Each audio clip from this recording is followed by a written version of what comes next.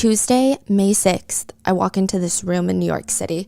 I'm already nervous. My plane was delayed. I was supposed to be here yesterday. The room itself is so daunting. It's huge. It feels like it could fit 100 people, 200 people. I have no spatial awareness. It feels like a cathedral church without the peaked ceilings. The ceilings are tall, they're made out of wood, and everything about it feels like you cannot talk above a whisper. So right when you walk in through the double doors, you've already walked through this like carpeted hallway where you can hang your coat. Double doors open up. There's 2 retired law enforcement officers next to you. They're wearing bulletproof vests. They're retired? Yes, and now this is their job. So all of them are retired law enforcement. And the first thing you notice are church pews. Just rows and rows of church pews. You got the left side and the right side. And then above that, and I'm just trying to paint the picture, there are 10 massive chandeliers. Huge lights, but chandeliers makes it sound very fancy and there's crystals hanging off of it. They look like the ceiling boot lights everybody hates, but they're huge. I don't even think I could hold it with my arms all the way stretched out. And there's 10 of them. So to give you scale of this room, it's grand. Interestingly enough, magnifying these ceiling boot lights tenfold actually does make them look prettier. So there's 10 of them lined up in rows of 2 right above the church pews. So 5 on the right side, 5 on the left side. And then you have this like wooden little barricade, like a little wooden fence. I mean, you could easily jump over it. There's a little door. But beyond that, there's more rows and rows of seating, but they have computers and they have better chairs with cushions. And then at the very front of the room, you have this podium and this rope painting. It's a massive artwork that takes up the whole wall, and it's made out of rope that's been tied together, and it's different colors, and it's probably 2 of me standing tall. The church pews are just rock solid wood. You know it's good wood, but every time you inch your butt, you feel like the whole pew is vibrating. You can feel other people moving. And by hour 4, everybody's inching their butts because it's so sore from the solid wood pew. And it's awkward because almost everyone just sits on one side. Now, this is going to probably change on Monday, but during jury selection, we're all seated pretty much on the right side. So the left is empty? The left side has a few people, but barely any. So we're all gathered on the right side, and we're not even condensed to like, oh, single file, let's fill out the first few rows. We're all scattered around the right side. So at the very front row, you have the court sketch artist, and they're going to be looking at Diddy diagonally. So he's sitting right in front of the left side row of the pews. Oh. And so we get like a diagonal from behind view of Diddy. I see. So the court sketch artists are at the front. There's about 2 to 3, and they have, I didn't know it was this big because when I look online, it looks like a little thumbnail. I thought they bring in a little notepad. It's like 2 feet. It's not canvas. It's like a paper. Oh. And they have chalk, they have pastels, they have the surgeon binoculars that they put on their head to stare into Diddy's soul. Yeah, I guess. What? They're trying to get all the details of every defense attorney, the judge, the prosecutors of Diddy. And then behind them, you have a few empty rows and then like a few scattered people. These appear to be people associated with Diddy's legal team or supporters of Diddy. AKA his friend was there. So his family aren't there yet. They're going to show up for opening statements, but they're not here for jury selection. One friend is there. He was sitting 2 rows in front of us. And then you have the in-house. Was he the one wearing the free Diddy shirt? Yeah. He was pleasant. He didn't really talk to anybody, but yeah, he was sitting there. And then behind him, you have the court reporters. And then behind that row, you've got us, members of the press. That's where I was sitting. And when you get there, you sit down. It feels intentionally uncomfortable. And you're just sitting on this rock solid pew. And the one saving grace of this entire place is there's massive windows that are covered in sheer curtains. So you can't really see out. But if you do take a peek, it's the most beautiful view of New York City and the Hudson River. But nobody's looking outside. We're staring at this one door near the front of the courtroom because that is where Sean Diddy Combs is going to walk out of. The man on trial for racketeering, 2 counts of sex trafficking, and 2 counts of transportation to engage in prostitution. It's interesting because when he walks in, his presence is kind of like a shrug. My researchers and I were staying up all night. We're trying to find analogies because there's no cameras allowed. And I want you guys to get not even just like the visual, because clearly you guys know what Diddy looks like, but the feeling that I personally got, it's like a shrug. When someone walks into a party, there's a few ways that people react. I feel like the first way is, oh my God, who is that? Who is that person? And people start asking and you're like, oh, that's that person. And then you have times where people walk in, you look at your friends and you just shrug. Like, I don't know who that person is. Do you know who that person is? I don't know why they just walked in here. What? It's just very unassuming. There's no strong presence. He just walks in. So it wasn't as intense as you thought it was going to be. Yeah, there was nothing. Less presence. Way less presence, because you hear all these reports about how he does have this very magnifying, electrifying star power. None of that. But there is a lot of tension. And it's interesting because this room is massive, but all of the tension, all of the energy is just lopsided to the front of the courtroom, because that is where the judge, the prosecutors, the defendant, Sean Diddy Combs, the defense team, they're all there. And at some point during the many hours that you sit there, it kind of starts feeling like a one-way window or a one-way mirror. I overheard some people say it feels kind of like we're watching a movie or we're watching fish in an aquarium. There's no interaction between the two sides of the room. There's no conversation, obviously. There's nothing. It just feels like we're watching something that maybe we're not even supposed to be watching. Like we're silent flies on the walls and we have to be silent and we can't comment and no one's talking and we don't exist to them. That's interesting. Yeah. It feels like an invisible force field in the middle of the room. Just boom, there's the force field. Yeah, because like when you're even in public, you don't want to stare at people. No, but all of us are just staring down. I wonder if that's why it feels so intriguing, because you're not supposed to staring at someone.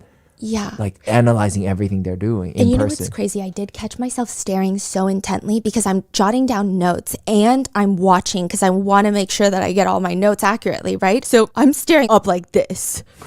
And then I made eye contact with someone who works at the court. And it is very weird. I did feel like I'm breaking social norms. Yeah. And it feels very uncomfortable. It feels like a force field. And then all of a sudden, it breaks. Because Diddy will turn around or tilt his head and he will stare back. And this is a man, and my researchers warned me because their flight did not get delayed. So they came on Monday and they said, it's not like he's looking at one person specifically. I mean, I'm sure he's looking at his friend. I'm sure he's looking at the people that he works with, but it's not like he's looking at the members of the press. Like he doesn't really care about the members of the press like that. He's not like, hey, that one person, I'm going to stare at you. But he will look at all of the members of the press. Sometimes like one by one. Yes, it feels like one by one. Now, it's not like he can spend a lot of time looking. It feels like he's doing maybe a few faces and then he'll wait, turn around, do another few faces. I would say I could count many a times I felt I made eye contact with Diddy. And I'm not saying this as like he was specifically looking at me, right?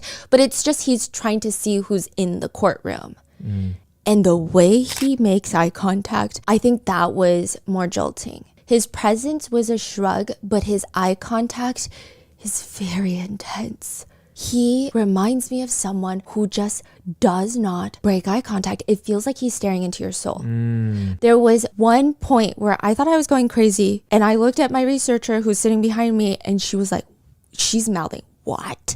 There was once where he's looking in maybe me, the person next to me, or the person to my right, and he just wouldn't look away, to the point where I felt like all of us started looking away first.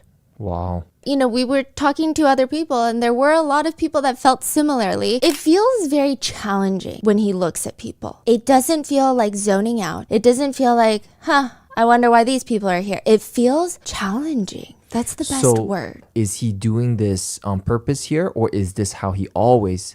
I don't know him. I personally feel like this is how he is. I don't think that he's like cares about the members of the press that much.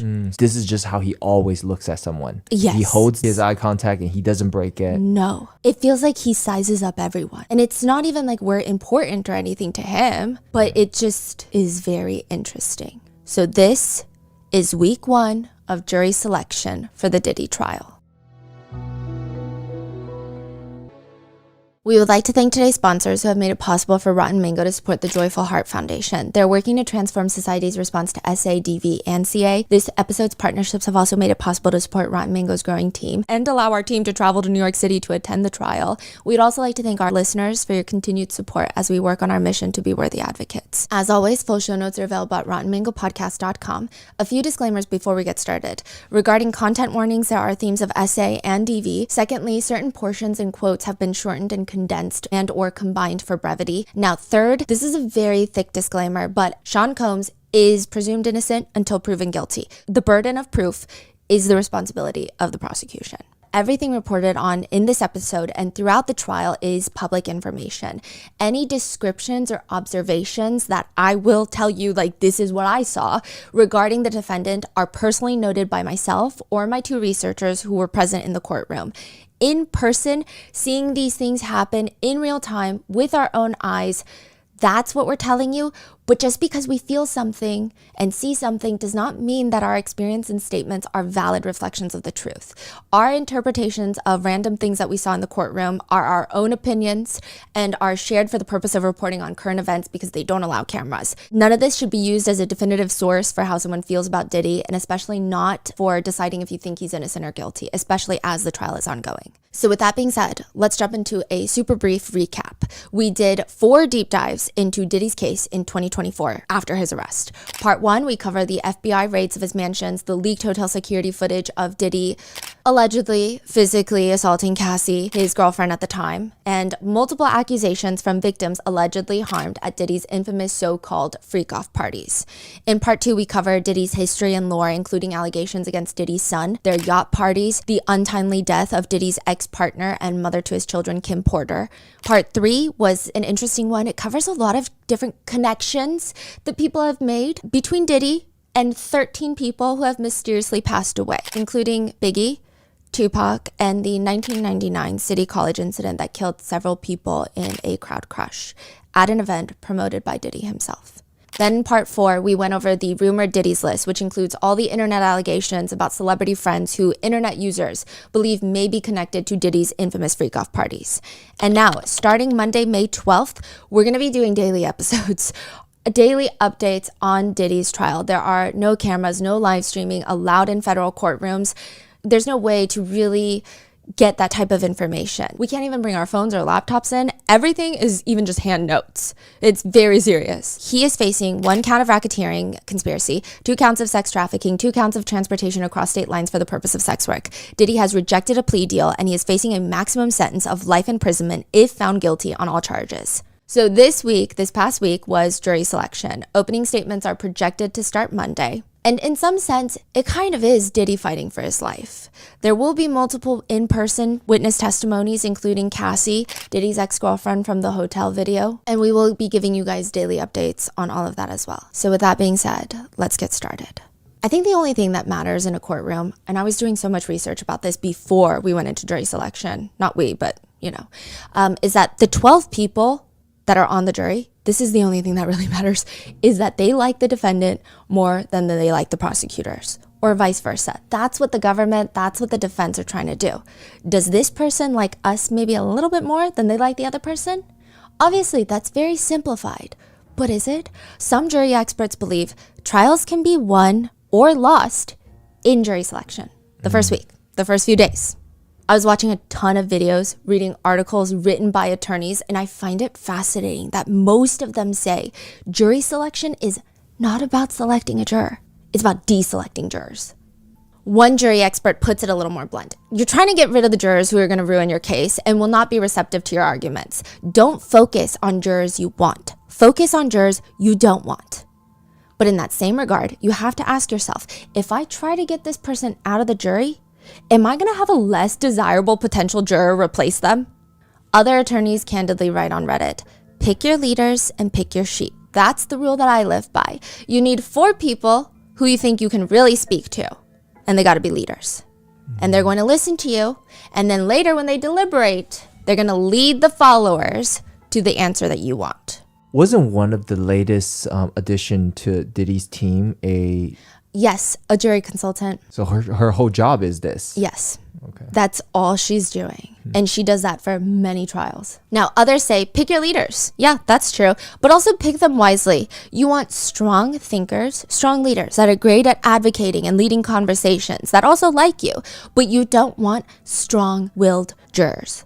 According to one attorney, strong-willed domineering jurors are the most dangerous because they try to drag the others with them. Letting one of these into your jury can ruin the entire jury. Pay attention to the degree of certainty and confidence in which they respond to questions. If in any way, it's not even about the question being asked, because a lot of the questions being asked during jury selection are very repetitive. Are you going to be able to not be biased? Yes, you saw the hotel video, but are you going to be able to put that aside and not be biased? The questions themselves don't say a lot, but attorneys say it's the way the jurors answer the questions. If in any way they exhibit a tendency to challenge the question, strike them, get them out. One jury consultant says trials aren't completely won and lost in jury selection, but all lawyers acknowledge it's a big part of winning. Pick the perfect jury and your job gets so much easier. Make some mistakes in jury selection and you're essentially down 10 points with a minute to go, because how jurors' brains work matter more than how you present the case. I believe that is the most important phase of the trial. To which one famous jury consultant says, jurors are not empty cups. They're not little empty cups where lawyers get to pour their information in from both sides and see which one they like. Jurors serve as filters. The way they process the information distorts some of the evidence before arriving to their decision. Basically saying, it doesn't really matter how good your case is if someone has such a strong fundamental bias against your case that you did not catch during jury selection, you might as well quit and move to Florida and change your government name because you're not going to be able to convince them. That's how these attorneys describe it. Surveys done on jurors, a lot of them, they actually start forming opinions on everyone in that courtroom. I mean, obviously not people in the pews, everyone in the courtroom before the trial even starts. They're typically looking at, a lot of the times, the prosecutors and the defense attorneys, and obviously the defendant. They're typically looking for competent, energetic, organized attorneys who seem appreciative, patient, sympathetic, good listeners. They're looking for a pleasant presence, not the shrug presence that Diddy brought, but I don't think they care for that for him. Progressively, as the days go on, Diddy does seem to get a lot more confident. The first day that he walks in, he's wearing a white collared shirt, dark navy sweater on top. It's your very typical court defendant outfit. His hair is grayish white. And the way that my researcher describes it the very first day, because his demeanor does change a little bit the second day, she says, this is not Puff Daddy. This is a man named Sean Combs. This is a 55-year-old man with probably a bad left knee, which I would say is very accurate. There were multiple times throughout the first week of trial where either Diddy starts slapping his left knee under the table, like just really slapping it. It's not loud, but you can see like he's slapping it or chopping it. Or where there's brief moments where everybody stands up and stretches to use the restroom, he will start stretching that specific left knee. He'll like lift it up in a 90-degree angle and kind of move it in circles and then back down. I digress. Now, since cameras are not allowed in the courtroom, I think the courtroom sketches, they're incredible. I think there's some debate about them online. I think they're beyond the scope of my capabilities, so I can't say anything. But sometimes maybe it's my brain rot frontal lobe. I just have a hard time trying to picture him from the courtroom sketches. Like even during his previous court appearances, I just couldn't understand what he looked like. So we have an edited picture for you. This was done using Photoshop. This is not like an AI generated image. It's literally a photo of Diddy. And by we, I mean the RM team members who actually know how to use Adobe, unlike me. He does look pale. He looks like he could use a lot more vitamin D, but it's not like he can put in a request for that. A lot of people say that he's lost weight. I think that he gained quite a bit of weight before getting arrested, and compared to that timeline, he did lose weight, but he doesn't look particularly frail or anything of that sort. He's still quite the sturdy looking guy. I thought it was interesting because visually, he looks a lot older than 55. He looks a lot older than he is. Really? Yes, he looks like jail is doing a number on him. However, this is the weird juxtaposition. I felt when he moves around minus his bad knee, the visual, he looks a lot older, but he's not slow. He doesn't seem physically unwell.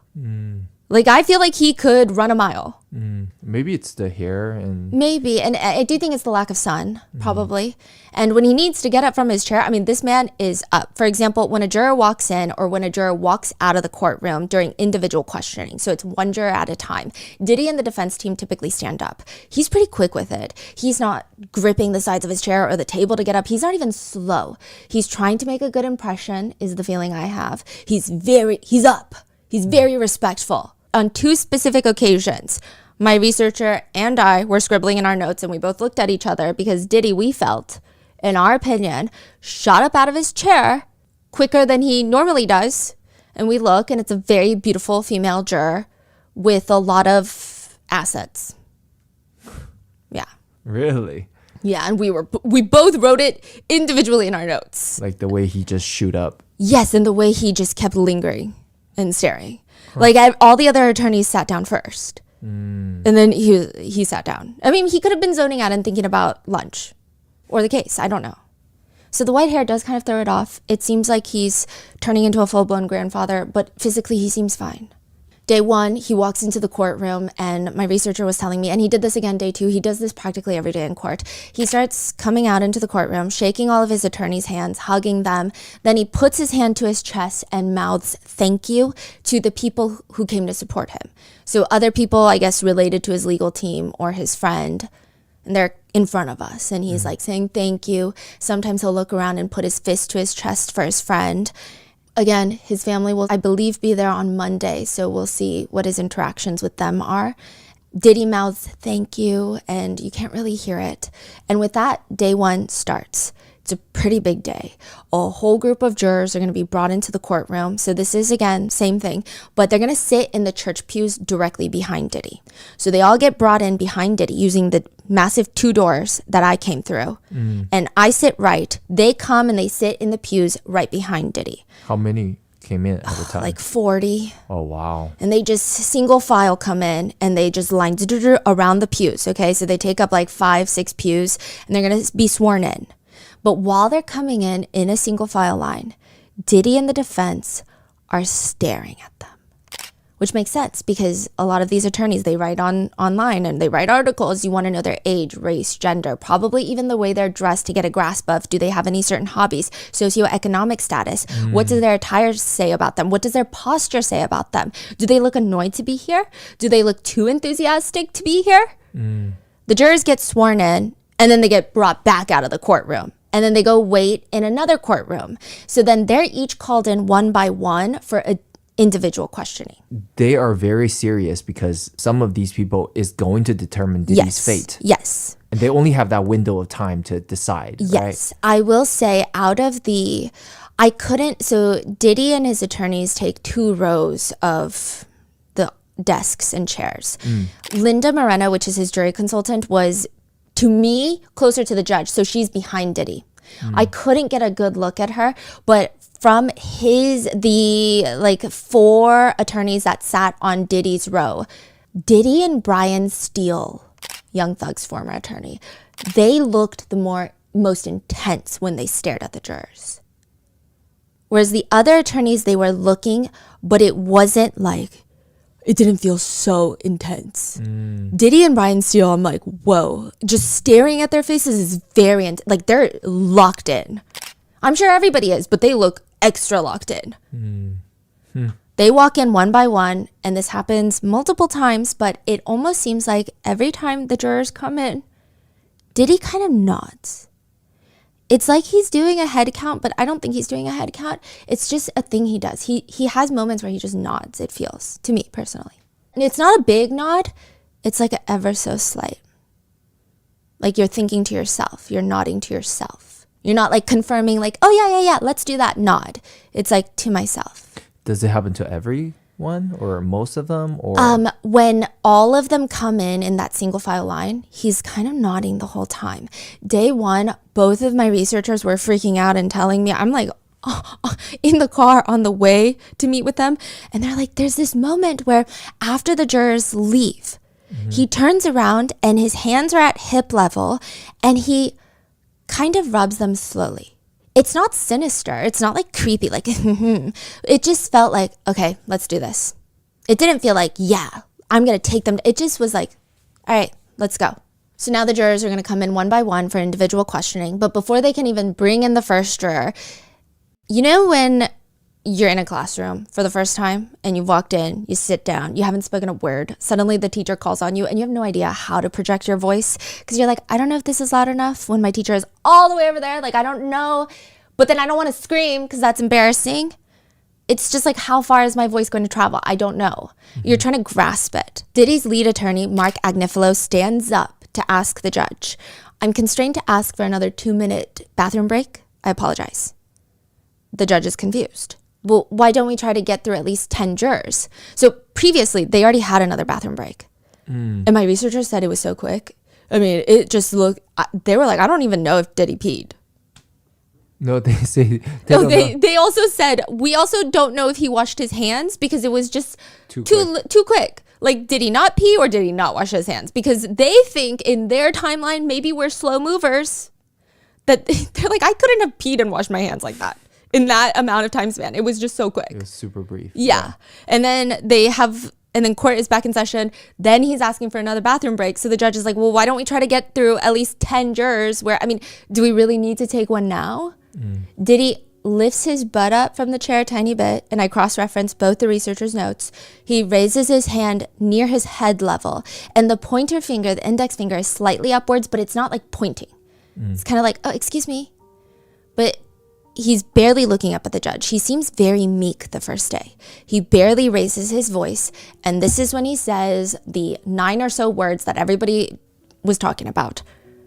I'm sorry, Your Honor. I'm a little nervous today. This is considered the first thing Diddy has said in court. And did he get a bathroom break after that? Yeah, he did. How long does usually one individual juror session take? It really depends. Like it's 5 minutes? 39 a day. And then there's group questioning. Yeah. And then there's also a few breaks and like lunch. Okay, so it's like 5-10 minutes? Yeah, and then maybe? It really depends. Like some jurors, if they don't answer yes to specific questions, they don't really ask anything more. I see. Recently, Drake released this new song, and okay, it's just not been a good year for Drake. I mean, I feel like years ago, all the titles are like the new face of hip hop. Now the article headlines are we sure Drake is okay? But maybe this is his comeback. Maybe this is his partial recovery from what happened with Kendrick Lamar. He's going to release new music with engaging lyrics. And this one song, the lyrics read, I've been in the house, but I'm coming outside tonight. Yeah, I love how you always be speaking your mind. People want to meet up, talk about shit. I'm vegan now. Evil eyes are staring at me and I see it now. Shout out to Brian Steele. Take off the cuffs. We leaving now. The whole song is called Brian Steele. So who the hell is Brian Steele, and why is there a song named after him on a Drake album? Brian Steele is one of Diddy's defense attorneys, but he's most well known for being Young Thug's attorney. This is the man that with his full chest said, Your Honor, Young Thug? More like young, truly humble under God. That's what his name means. Okay, he didn't say it like that. He said it much more eloquently. He would be truly humble under God. That's what thug means. But it was equally goofy. He also shows a picture of Young Thug that supposedly shows him making the letter B with his hand, which I guess the prosecutors were trying to argue that means a gang, that's a gang sign. Pretty much that's a B, which I think by a lot of netizens, or really anyone with some ocular capacity, could see that it does indeed probably look like a B. It's like an eye exam, and you put the super clear slide, and you're like, oh yeah, that's a B, right? I'm being dramatic. But Brian Steele disagrees. He said, that is not a B. That is a P, because my client, Young Thug, truly humble under God, is pushing positivity. P for positivity. It's called pushing P. And it's positivity. It means any circumstance you're in, if you think positively about something, you can make it through. You're pushing positivity. You're pushing P. Listen, I don't know. I don't even want to get too deep into the Brian Steele lore and the Young Thug case because I might do a whole separate deep dive on that one. But now that same attorney is sitting on Diddy's left side. He's sitting right next to Diddy for jury selection. And he is interesting. And this is the part where I feel like, please listen to the wording in all of this. I'm trying to describe exactly what I saw in that courtroom. And we went in with the idea of, especially for jury selection, we wanted to see how the jurors would react to the defense and the prosecutors. So I could have walked in and been like, I personally don't like Diddy, so I personally wouldn't defend him if I were an attorney, so I personally don't like the defense attorneys. Like, I could have just walked in like that, right? But I did want to see from a more neutral perspective of maybe how some of the jurors would feel. And I will say Brian Steele is very likable. All of Diddy's attorneys are incredibly likable if you remain neutral. How in what sense? Yeah, let me run you through it. And this is very interesting because there is a poet that reportedly even said a jury consists of 12 people who decide who has the better lawyer. And if that's the case, the prosecutors, they're also a dream team. They're like heavy hitters. But the defense, they're basically courtroom predators. They look like the popular kids. How many were there? Oh, there were a lot. So on the row that Diddy was sitting, it was his 2 main leads and then 2 to his left. And then there were 3 in front of him. And then there were a few in the pews. Wow. I mean, he's spending a lot of money. A lot of money. It's reported, alleged by a Young Thug song that Young Thug spent $2 million for Brian Steele. And I'm sure it was more because that trial was the longest trial, I think, in Georgia history or something crazy. His defense team are courtroom predators. And I say that with respect and a lot of fear. Have you ever heard the quote, you don't get a second chance to make a first impression? That's the feeling. So according to one attorney, trial attorneys are professional communicators with their body. That's what they're supposed to do, or at least the good ones. According to some jury experts, they believe, at the very least, this is a very conservative number, a defense attorney's message is conveyed 55% through their body language and tone, and not the words. I'm not insinuating that that's what's happening here with Diddy's team, but yeah, I think they're all incredibly successful for a reason. One attorney says when you walk into that courthouse, you're on. Everyone is watching. In that courtroom, the jury is watching you, not when you start talking. They're watching you from the moment you walk in, long before you say anything. They will notice everything about you and draw conclusions about who you are. It is advised that trial attorneys, especially in the beginning, perhaps practice smiling, a soft smile in the mirror, so they have a neutral, natural, resting facial expression. I don't know if any of Diddy's defense attorneys stare at a mirror when they get home, but I would believe it if you told me they did because they're incredibly polished. They're friendly, and aside from Diddy just sitting there at their table, a lot of people in the courtroom seem to like the defense team. They seem to have good relationships with the prosecutors. A lot of them used to work at the DA's office. Yeah, it seems...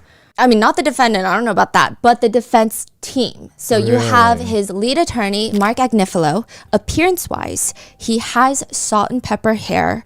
I would say more like 70% pepper. I'll keep you updated on if that progresses one way or another during the trial. He has a bit of a rounder face, which actually makes him look a lot more approachable and younger. In a lot of the pictures I find of him online, he looks kind of angry. I think he usually gets his picture taken when he's mid-sentence talking about clients outside the courtroom. So he does look kind of, his eyebrows are crunched together. He doesn't look nice. In court, he looks mainly focused. He doesn't look particularly stressed or angry ever. And I'm sure that's something that all the defense attorneys are trying to show in their demeanor. He's got more of a geeky energy to him. He walks in with one of those backpacks that are like double the size of his back.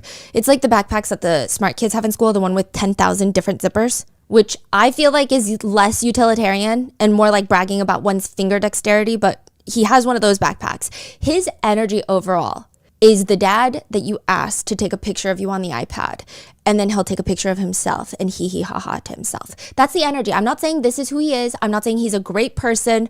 He has defended lots of questionable people. I'm just saying that's his energy. If I know nothing about him and I walk in as a potential juror, like that's the energy I would get personally. Mark Agnifilo is known for representing Keith Raniere, NXIVM cult leader who was sentenced to 120 years in federal prison for similar charges of racketeering and sex trafficking. Keith Raniere also, he liked to wear the defendant's starter pack, white collared shirt, blue sweater, and the way that Mark represented Keith could tell us maybe about how he's going to talk about his new client Diddy. He does the very typical, you might not like Keith Raniere, you might not like what he did, it's disgusting, it's offensive, it's gross, ooh, all that sexual stuff, but you can't convict him because everyone was a willing participant. You can't convict someone for being disgusting and repulsive and offensive. It's not against the law. AKA, a lot of people think that the defense is going to try and say that there's no sex trafficking in Diddy's case, that it's just Diddy being a swinger. AKA, jurors, you might not agree with the lifestyle, but that doesn't make it a crime. Now, despite Mark's slightly approachable, unassuming look, he clearly is a very intense man. One person describes him as a boxer moving through the courtroom, controlled, watchful. Every word is a jab. Every cross-examination is a calculated strike. He has an unimaginable ability to navigate high-pressure cases. One person says he's built a reputation off of taking cases to trial rather than settling. He prefers to challenge government allegations head-on. To put it simply, this man is probably a tank in the courtroom. But this is still probably one of his most challenging cases yet. Now, side note, he has now joined his wife Karen Agnifilo in defending Luigi Mangione, so he is officially on that legal team. Really? Yes, and Luigi Mangione and Diddy are in the same prison, or jail. One netizen comments, people have mixed feelings about all this. You know, fact, people in America are constitutionally allowed to have representation, so you guys need to stop being mad at his defense attorneys. Another comments, people trash attorneys until they need one, then they'll find out the true value. But another netizen argues, just because someone has a right to an attorney does not obligate any particular attorney to represent them. Agnifilo represents wealthy criminals because it's a good payday. But another netizen has the opposite sentiment. Lawyers are going to lawyer. Believe it or not, defending criminals is not a crime. You seem to be arguing in bad faith from a position of ignorance. They argue back. I also believe everyone deserves a defense attorney, but I also believe defense attorneys that defend obvious monsters like P. Diddy will gain some bad monster baggage. If he really believes Diddy's innocent, maybe he should defend him for free. Others just say, seems like the Agnifilos are going to have a very prosperous year, financially. Another netizen comments, I'm not shocked by this in the slightest. He defends the worst of the worst. Along with Mark Agnifilo, you have Tenny Garagos. Tenny she's so put together. She walks in 4-inch heels. She's ready for the day. She's probably most well known for posting a few TikToks last year, more or less defending Diddy on social media, which you can imagine social media and TikTok did not like. All right, here we go again. Diddy sued by a former bandmate. I'm his lawyer, and here's why you should care. Last night, Dawn. Some accuse her of being a sellout. Others point out that in one particular interview, it appears that she's wearing white nail polish. I will say it looks a little more baby pink. And some just comment, you know what? No shame in her game. A lot of people, regardless of her own success thus far, though, she's kind of known to be a Nepo baby. But other people say, well, yeah, she's a Nepo baby, but she still is pretty accomplished in her own right. Others comment, I love that she's following in the footsteps of representing the scum of the earth, just like her father did. I mean, somebody's got to do it. I do think that watching her in the courtroom, she might be a Nepo baby, and maybe you can tell by some of her outfit choices or her bag choices. She looks really rich. And we might all have our opinions on people who defend Diddy, yes. But the way she works, I think objectively, she's very good at what she does. But what do I know? She seems very in control. She's poised. She's sharp. Her father is famous attorney Mark Garagos. He's known for a lot of cases. He represented Hunter Biden, Chris Brown, Michael Jackson, the Menendez brothers. He actually just took them on in 2023. So I don't believe he was part of the original trial. So he is advocating for a new trial. Then he represented Scott Peterson, who is actively seeking to overturn his murder conviction, by the way. And we might do another deep dive on that. But Mark Garagos has a whole podcast. So he's not officially on Diddy's legal team. His daughter is. Yes, and he's a long-term legal consultant for Diddy. He has a podcast with TMZ called Two Angry Men, which got him into a lot of trouble recently. He goes on there and he calls the prosecution team a, quote, six-pack of white women. My understanding is you got a six-pack of white women. To which later, according to court transcripts, the judge tells Mr. Garagos, when you say things on a podcast like 6 women, all white, my understanding is that you got a six-pack of white women. That's something that you shouldn't, that no one should be saying as an officer of the court and a member of the bar, right? To which Mark Garagos responds, I think when you've got a black man who's being prosecuted and the client feels like he's being targeted, it's an observation. The judge doesn't seem to be having it. I think this is ridiculous. I think referring to the prosecution in this case as a 6-pack of white women is outrageous. All right. And I understand what you're saying about the cases and everything else, but I think this is outrageous and this would not be tolerated in any court from any lawyer anywhere across the nation. And I'm going to be watching and I'm going to be listening. All right. You have one more listener for your podcast.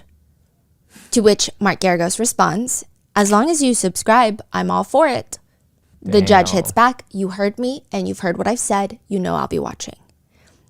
this judge is very intense. This is the same honorable sir that just looked like he biked to work. This judge is very multifaceted. There's a clip of him walking into the courthouse and he's wearing athletic wear. He has got his big headphones on and it's very different from when he's in the courtroom.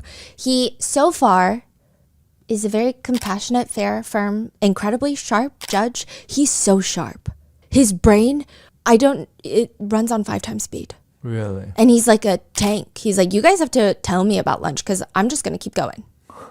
Yeah. He's a Judge Subramaniam. He is a former clerk for Justice RBG, Ruth Bader Ginsburg. He's the first Indian American to be the New York District Court judge. He was nominated to SDNY in 2022 by former President Biden. And now the clip of him walking into the courthouse for work, it starts going semi-viral. He looks so young. He looks like an intern. And I say that in the coolest, most respectful way. He's so multifaceted, Your Honor. The comments to him, however, are unhinged. They read, he's bumping to Cassie's songs. He's listening to Diddy's No Way Out. Some comment, I don't know why, but this makes me trust him more. Others say, I feel like the judges who take on serious cases like this should be provided security.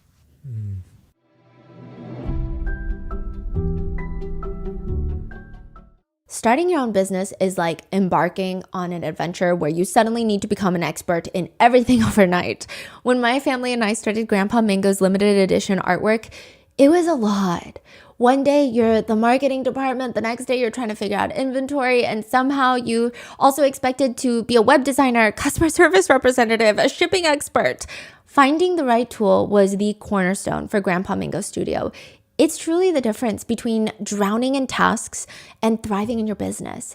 For millions of entrepreneurs just like me and you, that essential tool is Shopify. With world-class expertise built into every corner of the platform, Shopify handles everything that would otherwise keep you up at night. With hundreds of ready-to-use templates and intuitive AI tools, you can build beautiful online presence that perfectly captures your brand's personality and style. No coding or design degree required. Sign up for your $1 per month trial and start selling today at shopify.com/rotten. Go to shopify.com/rotten. Shopify.com/rotten.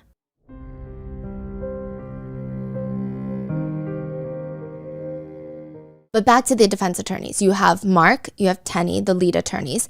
Then you have Diddy. So this is the seating order. It's like, and I'm sure this is going to change depending on what they're talking about. But Mark, Tenny, Diddy, and then Brian Steele sits on the left of Diddy for jury selection week. And according to the New Yorker and a defense attorney from Atlanta, Brian Steele's from Atlanta.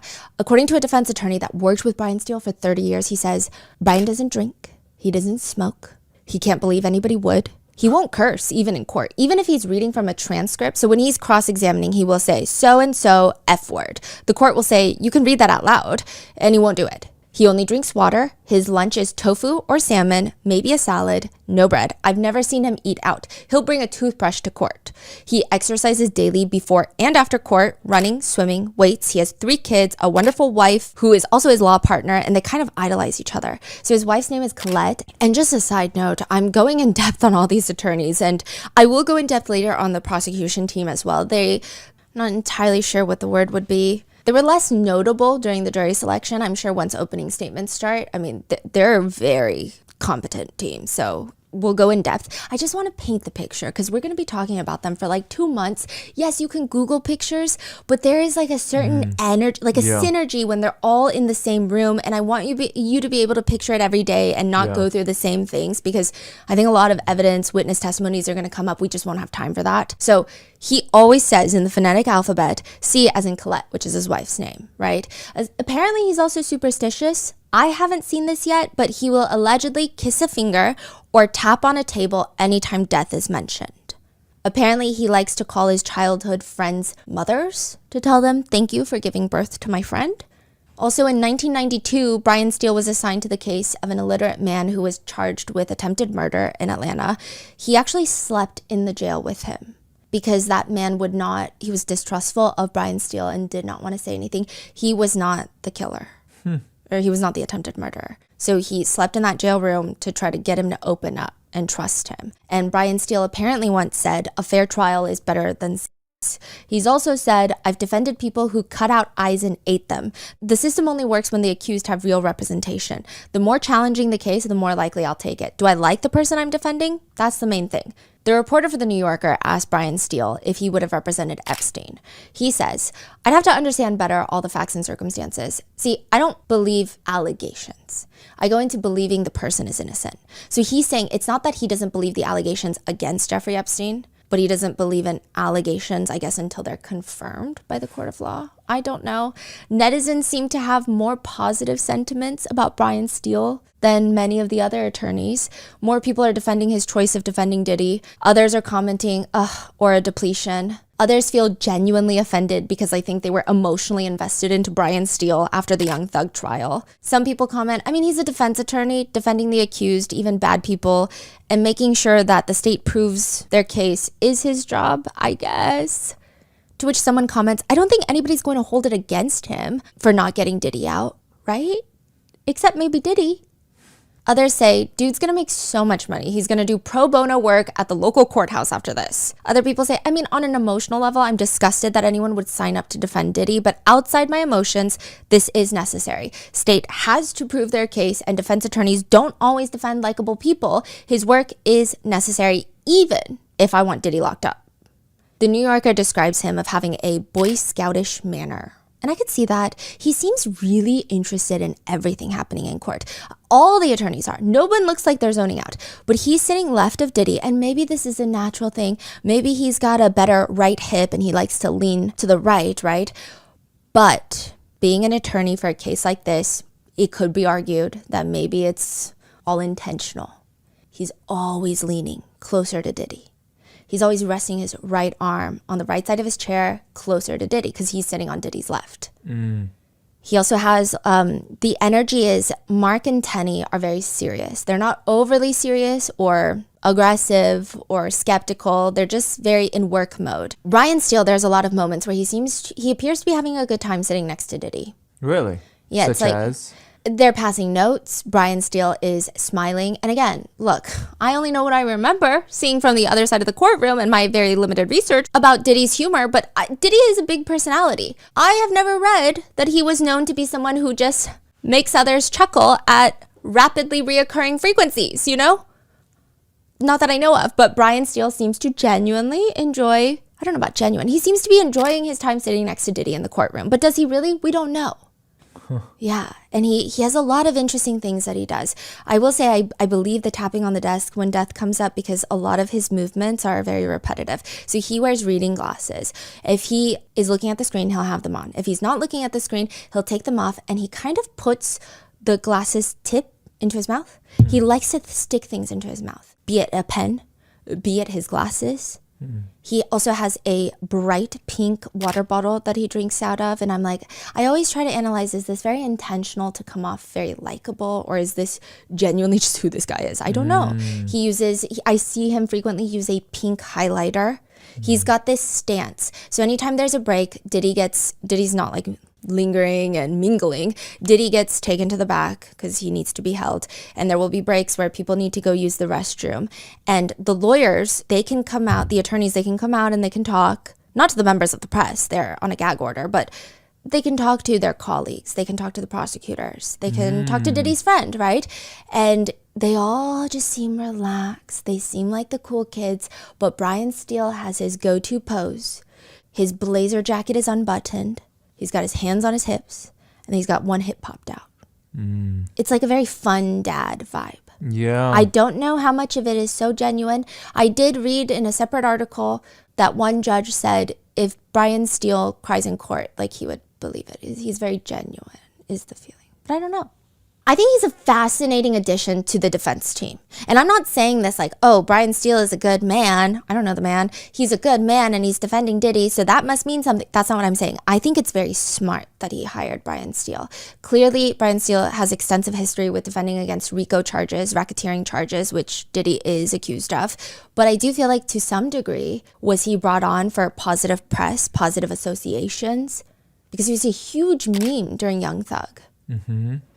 Along with Brian Steele, we have Nicole Westmoreland, who also represented Young Thug. Notably, she is a survivor of SA. She is the only Black woman on his defense team so far. And I would say if netizens like Brian Steele less people know of Nicole Westmoreland, but more people like her. A lot of people are really amazed at how she overcame trauma. She was essayed in the past and she became this successful attorney. A few netizens are concerned about the conversation around her being an essay victim and her joining Diddy's defense. Some feel betrayed, writing, she should be ashamed of herself for defending him then. Or another one that reads, if she thinks mentioning her essay will be a strategy to help him, she's wrong. Which I feel like is all kind of icky, the commentary about her essay that is by random internet people. And then you have Alexandra Shapiro. She's got shoulder length blonde hair. It's a little curly. She looks incredibly athletic. If you watch those movies about like New York City power women who do it all, that's the kind of energy she gives me. She looks like she's an attorney. On the weekend, she works on her novel, her fiction thriller novel, and then runs marathons. I don't know if she actually does that. I don't know if she runs marathons. But she is an attorney, and she did release a fiction thriller novel in 2022 called Presumed Guilty. And as someone who has to lay down after going out for approximately 1 hour, she seems like she's going to be running circles. We don't know what she's going to be deployed to do for this case, but she represented SBF. She's described as a former big law titan. She's also clerked for Ruth Gator Ginsburg, but not at the same time this judge did. Others say, call Alexandra Shapiro if you can afford her. Additionally, on the team, there's Xavier Donaldson, Anna Estavo, Jason Driscoll. They're all super successful attorneys, but they're less talked about. So there's not many things that we can go off of, at least not on the internet. So I guess it'll be interesting to see what they do during the trial. But all of them do have a presence about them. They know what they're doing. They're likable. They're the popular kids. One legal expert describes the team as, I'm looking at the team, especially on the first day of jury selection, it seems like they've got people who are experts in their own kind of general areas. I think the team that Diddy has put together are some heavy hitters in their own rights, and they're working together as such. But maybe, at least for this past week, maybe the most important person on Diddy's team is Linda Moreno, the jury consultant. She's here to help decide which jurors would be the most advantageous for Diddy. And again, we don't really get to, like the prosecutor, we're gonna cover it all. This is not like me just talking about Diddy's team. It's just there were not as many notable moments, and I think we won't really understand what angle they're going for until the opening statements. Now, one attorney completely unrelated to all of this, slightly controversial, bizarrely comments, generally speaking, I mean, there's all these other small things you can do to find the right juror. The heavy, rounded face, happy-looking person is the most desirable. The undesirable juror is quite the slight, underweight, delicate type. Features are going to be sharp and fragile, and he's got a very lean look. The athletic juror is hard to categorize. Usually he is hard to convince, but once he's convinced, he will go all the way with you. As for Linda Moreno, she's a juror expert on anti-Muslim bias in American jury trials. The trial of Nora Salman, the widow of the Pulse nightclub shooter, Linda Moreno got her acquitted. That was the first complete acquittal of terrorism charges in America since 9/11. Now, without getting too much into her cases, at least not in this moment, she does have a fascinating way of picking jurors.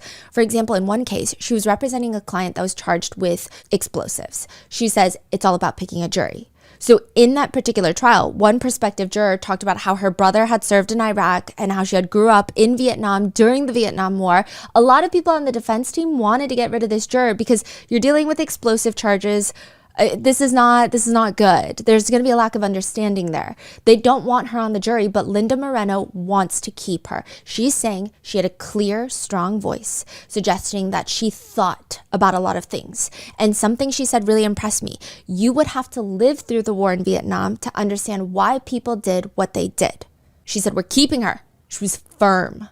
She said, if selected, she's going to have the sensitivity to put herself in other people's shoes. That juror was one of the 5 leading the jury to an acquittal. That is so fascinating. I feel like nobody talks about like the deeper level of what these people will determine. Oh, we're going to get into different, they have different methods. What do you mean? Oh, yeah, just you wait. So one person describes Linda as having a very gentle persistence that makes a huge difference. She does seem gentle. She's an older woman now. She seems very slender. She had on giant pearls, a pearl necklace. I mean, I think she must have been very successful in her career because those pearls were crazy. Yeah, they looked beautiful. Definitely not as strong as a presence, but maybe that's intentional. Maybe she wants to fly under the radar so she can analyze jurors without them feeling like she's analyzing them. And they're focused on the other attorney so she can just watch. I don't know. They say that she has a very laid-back politeness about her, to which Linda Moreno once said, "I had to be polite but not shy to get things done. I also had to pay close attention to what people said." Another person says her instincts, her ability to read people, I mean, it has a lot to do with a lot of the great outcomes that attorneys will have if she's on their team. She was born a lawyer. No, I'm serious. So for her 12th birthday, Linda Moreno said that she received her favorite movie, which was 12 Angry Men, which is about jury deliberations in a murder case. Another colleague says, if anyone can figure out the jury, it's going to be Linda. It is also believed that she never has more than one client at a time. A lot of attorneys will have multiple clients at a time. She says that she likes to solely focus on just one case, and that's it. It is believed, this is not public information, so we don't know, it's believed that someone like Linda Moreno would charge Diddy around $1 million for her services to be a jury consultant. Others argue it's probably going to be a lot more than that. One person who worked with Linda says, what strikes me about her is her complete dedication to her clients, which continues to this day. Now, this is not something that Linda Moreno has said, but from our research, because I was so intrigued about like the different models, some attorneys will use their own model. It seems like most attorneys, at least from what I can gather on like subreddits where attorneys are talking about jury selection, they have their own unique model that they tweak depending on the charges of the case and depending on that specific defendant. But they all have some sort of tailored to them model that they like to categorize potential jurors. So these are very basic, probably dumb models, but I thought it was intriguing. So one model is the 3 categories of good juror, poison juror, and go with the flow juror. One attorney says, typically it's fairly simple to spot good jurors. You just say a joke and they'll laugh or they'll give you eye contact, they'll nod, they'll do the smile. They're eagerly, not too eager, but just very happy to fulfill their civic duty. They're doing their best. Those are the good jurors. Then you have the poison jurors. These are typically cynical, they get agitated easily, and they like to be silent most of the time. That's what's dangerous because they fly under the radar. Then you have go with the flowers. Quiet. Initially, they have indifferent opinions and are open to listening to the evidence. So clearly in this model, you want to identify and remove the jurors that are poison. Another model some attorneys say they like to use is the leadership authority model, classifying and dividing jurors based on their influence and decision-making approach. So there's 3 categorizations, or at least this model does. Leaders, so jurors who influence others during deliberations, they're going to be in the back rooms like, no, guys, look at this. They have strong personalities. They can sway the opinions of other jurors. And then you have authoritarians. In criminal trials, authoritarians typically favor the prosecutors. It's not a bad thing. It's just who they are. So the defense are going to want them out of the jury. Typically, they prefer police. They like authority figures. They have high respect for authority figures. They're not sitting there like, oh, yeah, I love the police, but it's just in them. It's like an innate bias. Some people just respond better to authority figures than others. They often hold more conservative views on crime and punishment as well. Then you've got the followers, jurors who tend to be influenced by the stronger personalities and opinions in the jury room. They rarely take strong positions independently. Some attorneys will even further categorize and say, you need a 4th category in there. You need negotiators. They are so important. These people, they're not really the leaders, which are like, no, I think this. And then people are arguing. They're the peacekeepers. They facilitate negotiations. They keep peace by analyzing and verbalizing the issues. Then there's another model that instead of 3, they've got 4 classifications. You have traditionalist. So these are jurors that they like structure, they like established institutions. They typically naturally seem slightly unknowingly, probably even to themselves, in favor of the prosecutors. Then there's experiencers. They're very practical, they're present focused. They like to evaluate the evidence rather than debate abstract concepts of guilt and remorse and principles and values. Then you have the conceptualizers. They are thinkers who are not naturally empathetic. They seem less swayed by emotional appeals. And then lastly, you've got the idealists. More empathetic, more focused on human impact rather than the evidence. They're way more receptive to considering a defendant's circumstances. Typically, it's said defense attorneys like influential leaders with a skepticism towards authority. They exhibit natural leadership qualities, but they don't like institutional power structures. As for the temperament-based model, defense attorneys say they might prefer idealists, They're empathy driven, especially if your client has mental health that's going to be coming into it, a mental illness or some sort of dire situation that they're trying to argue is for the case. They're empathy driven. And then people that are super analytical, some defense attorneys like them because the burden of proof is on the government. So these people, they demand logical consistency in the prosecutor's arguments. They have high standard for the prosecutors. They identify flaws in forensic evidence chains, logical gaps in timeline reconstructions, overreach in expert testimony. They're very analytical. So all of this makes sense. But according to some attorneys, the absolute worst type of juror that you can have is a stealth juror. Stealth jurors deliberately conceal bias to infiltrate the jury. Usually you can tell when they have inconsistencies in their answers. Their written questionnaire, their responses versus what they tell the judge during their individual questioning, they don't match. Or sometimes they try to overcompensate and really sell themselves as being impartial. Usually stealth jurors, they have different motivations. Financial gain, media deals, book deals after the trial, ideological, maybe they have a personal vendetta, or just a lot of the times it's thrill seeking, especially for high profile cases. To just be like, I was part of that. One attorney states, stealth jurors pose catastrophic risk through undetected bias injection. Their influence persists throughout trial stages, often discovered only through post-verdict interviews.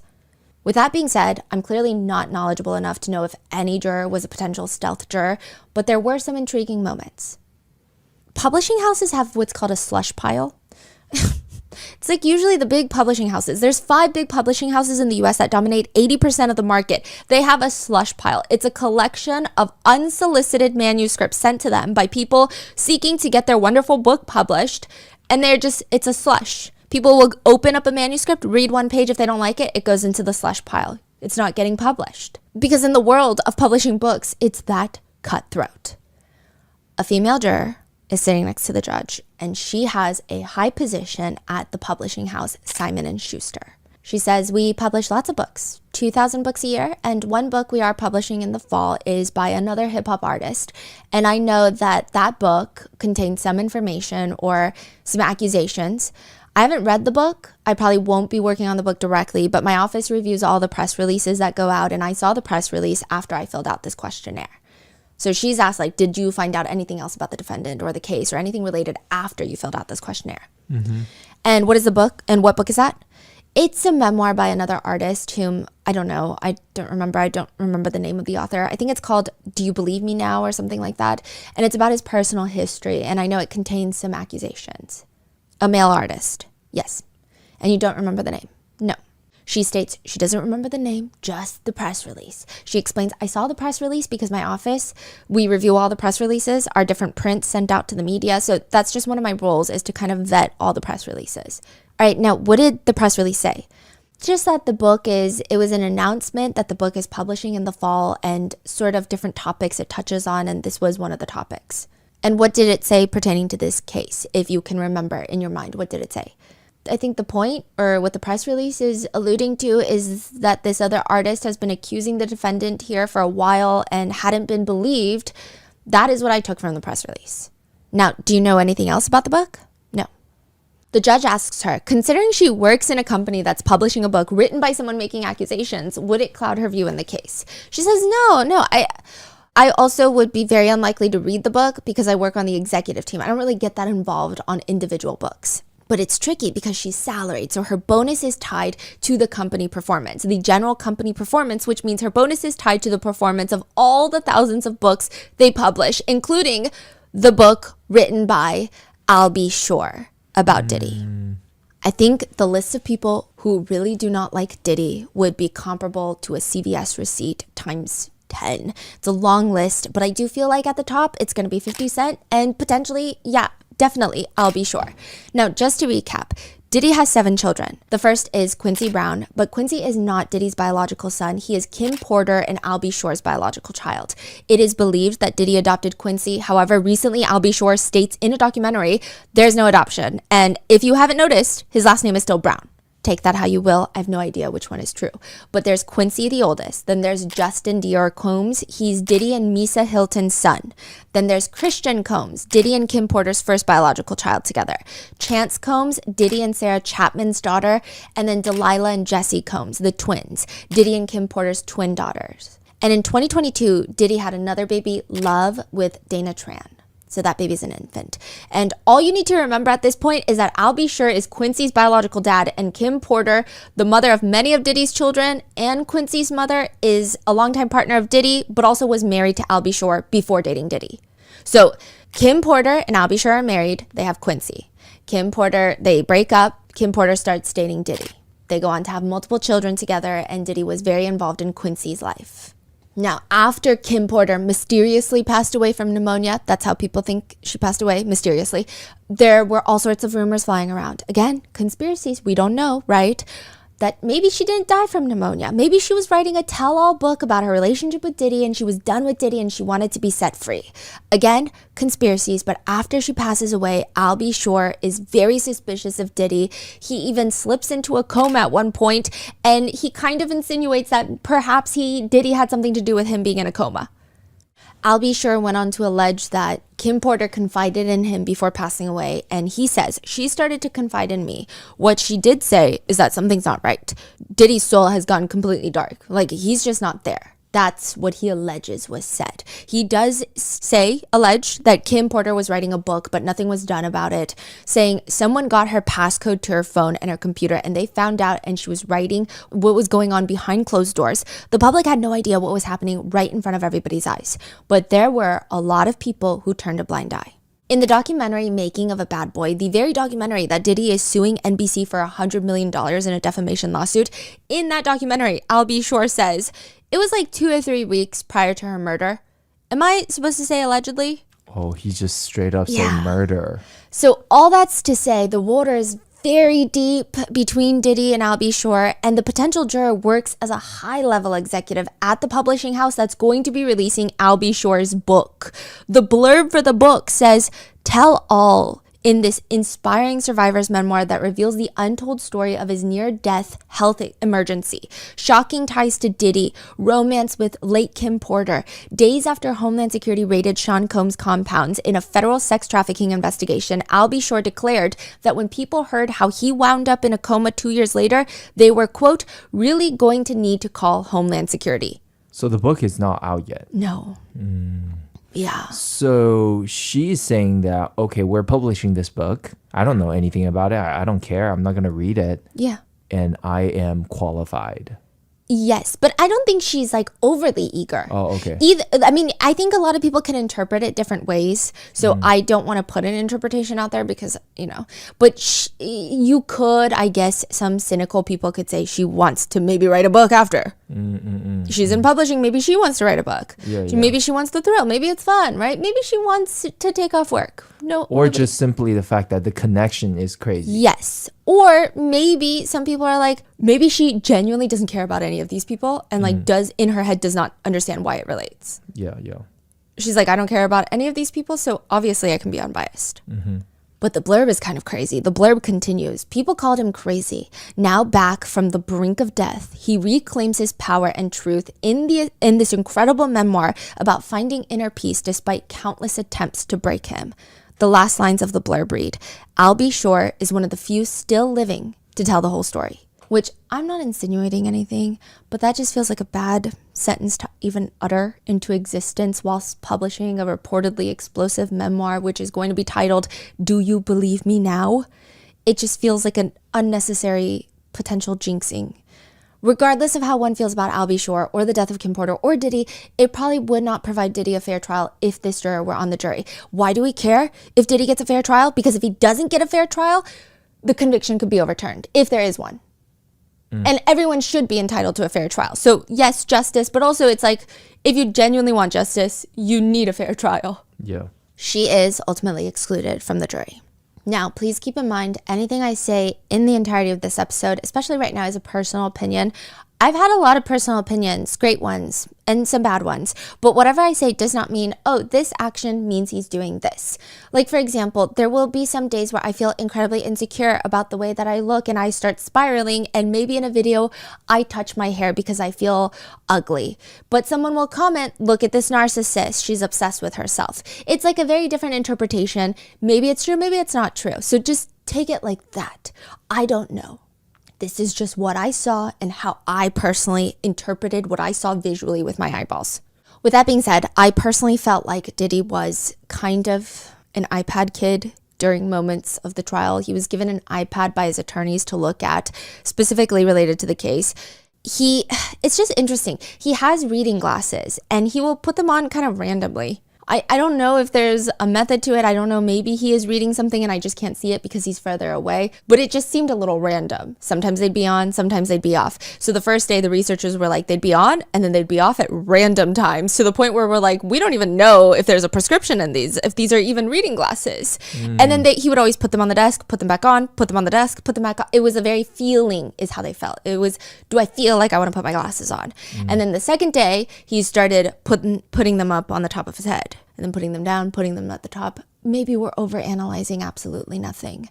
But the way that Brian Steele would kind of tippy tap on the iPad next to him, gave iPad kid, there's this fascinating moment on day one of trial, the very first day that jury selection begins, right before the jurors come in. At this point, it's just the judge, the court personnel, defense team, the prosecutors, and members of the press. The jurors are about to walk in that door. My researcher was like, Brian Steele reaches over, beep boop bops on the iPad. Beep boop bop. Front camera turns on, and they just see Diddy on the iPad because it's the camera. The front camera's turning on like a mirror, and he's wearing his reading glasses. And then Diddy proceeds to lift the iPad up 4 or 5 inches and looks at himself before putting it down. There's nothing deep about it. I'm sure he's just trying to make sure nothing's on his face for when the jurors actually come in.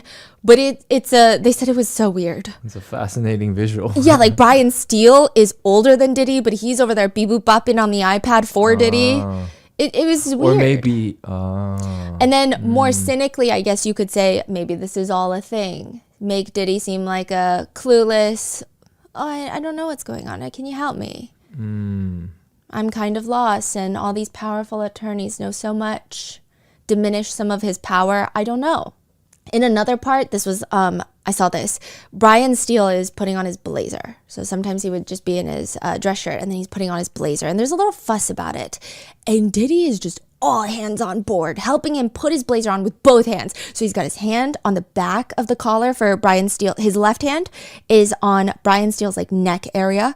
And then his right hand is reaching over around Brian Steele's neck in the front to fix the collar. Now, can I just say something? I've never seen a man have trouble putting on a suit blazer. I don't even think that my own tailoring a shirt would be this. It was a lot. It wasn't even just like, let me fix your collar. Yeah, like blazer is a pretty easy collar fix. Yeah. That's interesting. It just was a lot of effort, just like a lot of. So it does. Okay, I see what you mean. Like it does seem like they have a very close relationship from the visual. This is my speculation. I don't know if it's true. I don't know what goes on in other people's minds.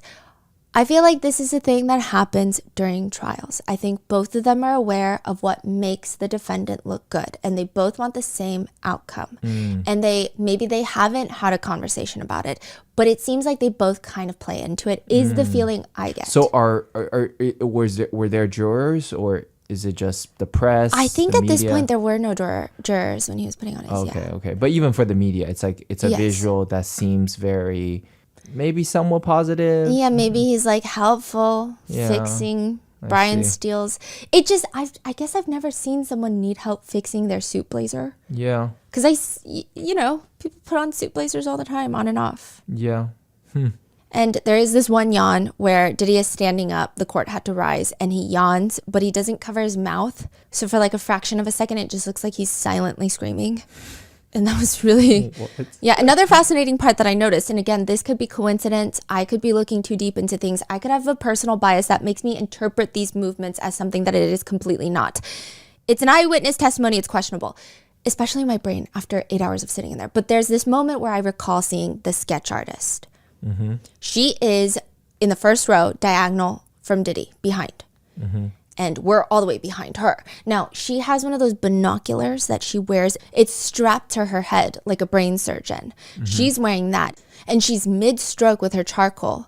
And Diddy, from my perspective, looks like he briefly glances back. He doesn't shift. He doesn't turn. He just kind of sees in his peripheral. I think he sees in his peripheral. Maybe he doesn't see her. But this is all coincidence. Maybe I'm hallucinating. But it's almost like immediately after, he turns back to face the front. He takes off his reading glasses and his shoulders roll back. And he sits a tiny bit straighter. It's not super obvious. It's not like suddenly his back is erect and his posture is 10 out of 10. But it did seem a little coincidental. Like, let me sit better for this portrait. Yes. Like, make sure that they pay me better. Yeah. Type of energy. Yes. Now, other moments with jurors that were maybe slightly uncomfortable in the courtroom, I'm just going to pull them out rapid fire.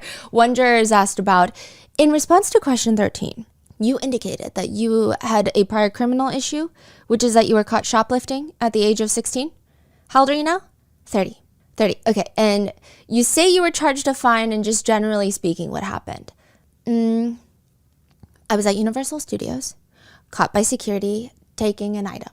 I think I was in Harry Potter World. So they took me to the back and just kind of like put me through all the process, and then I was mailed a fine. I got a lawyer. My lawyer handled everything. So I was, it was just a fine, and they put against me, and I was prohibited from going back to the park for about a year.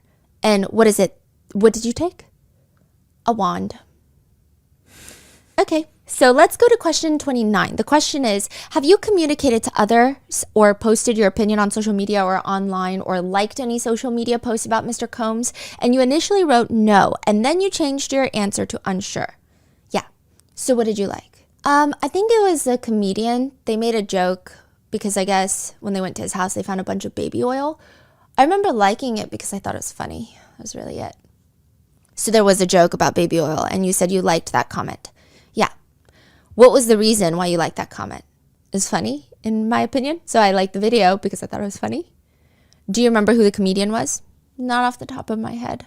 Another juror walks in and she says that her musical interests are rock, hip hop, and as well as, quote, I'm actively watching the concert of the group called BTS or Bangtan Boys. There was nothing else notable. I just wanted to say that. Now, the next juror walks in, and he looks, from my opinion, kind of like a fraternity boy, but slightly sleazier. And I say that with respect. Like, this is, visually speaking, because I don't know this man, he looks like the type of guy that would graduate college and 10 years later still heavily rep his college fraternity merchandise and want to talk about how he was the coolest big to his little and still go in depth about Rush Week stories.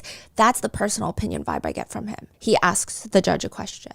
So number 11, I wasn't sure about allegations concerning distribution and use of illegal drugs. So I smoke marijuana personally for recreational use. Okay. And I'm not sure if that counts.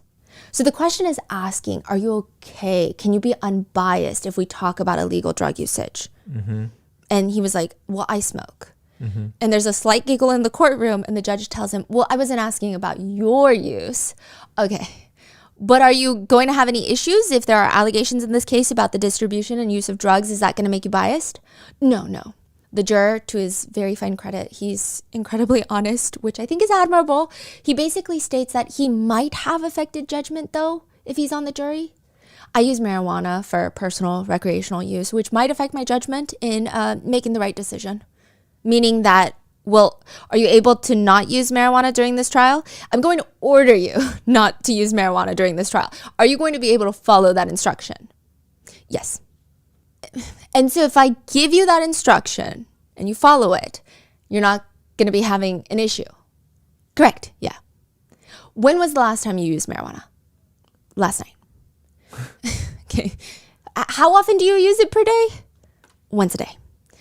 And I said that I would perhaps order you not to use marijuana during the trial because you said it might affect your judgment. Would that be hard for you given how often you use it? Yes, it would be. Yep. He was eventually excused for cause. What? Then the next juror walks in, and these are not in chronological order, but the door opens, the juror walks in, and he appears to be a middle-aged white man. But if he were Korean, this is a crazy statement. If he were Korean, I could see him kimchi squatting behind a convenience store and eating a roll of kimbap. That's the energy he gives me. Not smoking a cigarette because he's got children and a wife and kids that don't like the smell. That's the aura he gives me in my personal brain. He says, I admittedly don't read pop culture news. My wife makes fun of me for that. I have heard a few headlines, few accusations, just as a father of 2 young kids. Some of the accusations are troubling. The judge asks if he's going to be able to not have discussions about this case with his wife, who is on social media a lot. He says, absolutely. Okay, so then just on the form, why did you say that you had a reservation or concern about whether you're going to be able to follow these instructions? My wife, she watches Sunset, TMZ. Like, that's what she loves. And so I assume this case is going to be all over that, since she's a follower of that type of content, and that is a little concerning to me. But he does say she's a fan. She does her own thing. I'm not around. I'm not going to go looking in her phone. If I can tell her topics that she cannot show me, she will listen to that. Has your wife spoken to you about this case or this defendant? I guess a few months ago. Okay, what was the conversation? Oh my God, P. Diddy, these terrible parties. He's in trouble. Did he do it? He did it. Did he do it? No freaking Yeah. way. And he was pretty, okay, so a lot of the jurors, you can tell they're very soft-spoken into the mic. Yeah. He's like, OMG. How far are they from Diddy, like in terms of distance? 2 rows of desks, 3 rows of desks. It's 2 rows of desks. Yeah, like 3 rows of desks and then Diddy. So like super close. Yes. Wow. Yeah, and they have to walk. So there's 2 doors. One Diddy comes out of, the other one the jurors come out of. And he has to walk. They have to walk by Diddy to sit next to the judge and then walk out right in front. Did your wife express a view, her own opinion about this case? No. And did you express an opinion about this case? Oh my God, that's a pretty big accusation. He was excused from the case. The next juror walks up to the stand. He reminds me, and this is personal, but he gives me bowling dad vibes. Like, this man in my alternate universe in my head, I feel like he owns a collection of bowling balls and he bowls on the weekends. Is there anyone who doesn't know Diddy from this all these people, or it doesn't appear that so way. most of them, they all know what's going on? Yes. Okay.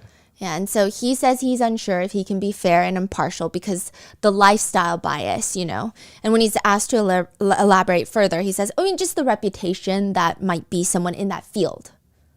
What do you mean by that? What field are you referring to? The music LA lifestyle, it's very much different than the way I was brought up. What's your perception of how it was different? Fast and loose. He also says that he saw the video of Diddy and Cassie in the hotel.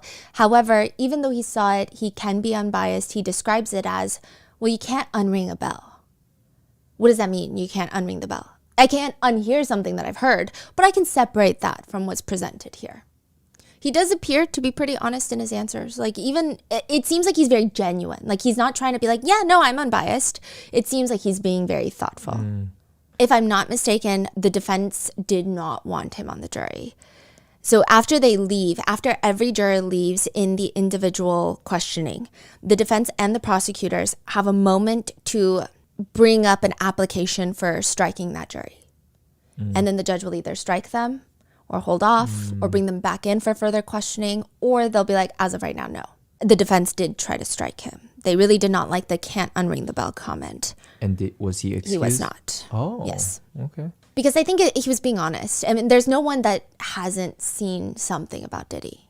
A lot of jurors were excused for either lack of English comprehension or just financial hardship due to the schedule. It's 8 weeks. It's 8 weeks. You have to take off work. If you work by commission, if you have your own business, I mean, that's going to run you into bankruptcy. So a lot of them were excused for that. Now, this judge is asking a female juror about her ability to take off work. He asks, and where do you work? HBO. HBO. And what do you do for HBO? I'm a photo producer. Which, side note, photo producer means she helps with hiring, securing the location, getting the actors to there, getting the right attire, costumes, getting catering, hiring the photographer, and then they take the pictures for the advertisements that we see on the billboards. She later states that she recently worked with The Last of Us, White Lotus, Thailand, the one Lisa is on. And the judge asks her, okay, and in the course of working for HBO, have you done any work or have there been projects related to any allegations in this case? No. Later, the judge asks her, okay, now what have you heard or read about this case prior to today? Just because I work in entertainment, I'm somewhat familiar. I've seen the video, I've read a few headlines and articles, but I haven't done like a deep dive into it. Has anything been discussed in your presence at HBO concerning Mr. Combs? Not officially, but I would say yes, in hallway water cooler talk. What was the water cooler talk? Just that there's a case and he was arrested and he's in jail. Later, when the juror leaves the courtroom, Mark is on this. Okay, the defense, they don't want her on the jury. Really? He says there are two areas of concern. HBO has a documentary, a very negative documentary about Mr. Combs in the context of this case. Now, she didn't say she knew anything about it, and we have to accept her answers, I suppose. And so that just gives us great concern. She works for a company that actually put out a documentary that, I think objectively speaking, is a very negative documentary. The judge asks the defense, what is the documentary? Mark looks over at Tenny. She looks at him. Diddy leans behind Tenny and gets Mark to lean down and whispers to him. And Mark stands up straight again. It's called The Fall of Diddy. Are you saying Diddy told them the name? Yeah. So, okay. So they know the documentary. They don't know the name. Diddy lean in and say, The Fall of Diddy. The Fall of Diddy. Yeah. She was not excused that day. She was excused the next day. Now, there are lots of overlap in this case. It's not even just overlap of everyone has seen some news or some articles, some headlines, but there's a lot of personal overlaps as well. One juror walks in and they are enrolled at City College, which if we're trying to make everything a connection, I guess that would be a connection to the City College crowd crush. One juror walks into the courtroom. He tells the judge, I got to change one of my answers to the questions. He says, my wife, turns out probably about 30 years ago, served as a lawyer in a case. I don't even remember. I think she was involved in taking depositions, and it was a case that involved Mr. Combs. So she was a lawyer for someone involved in the City College crowd crush incident. It was a case involving, do you know how or what the judge is asking the juror? My understanding is that Mr. Combs was a promoter of a concert and something went wrong. There was a riot or, a stampede at the door and some people lost their lives and there was, discussion about, his liability, I believe. The judge later asks, all right, and has she ever expressed to you any negative opinions about Mr. Combs that you can remember at this point, 30 years later? In taking the depositions and just research, she, did not have a positive opinion of him. And what's crazier is he didn't even tell his wife that he was serving on the jury for Diddy's case. He says he went home and his wife was like, hey, what case are you doing jury duty for?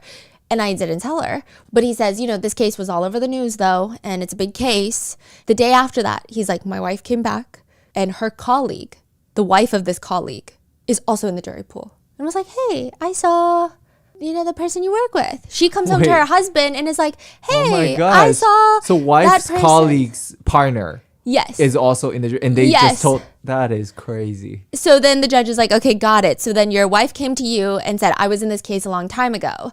And then he's like, yeah, when I filled out the questionnaire, I had no recollection of it. I would not want her participation to come out at some point in the future and me not have revealed it. No, you did absolutely the right thing. So he's saying that was 30 years ago. I didn't even think about it. Yeah. And then, my wife was like, hey, my colleague's wife saw you at jury duty for the Diddy case.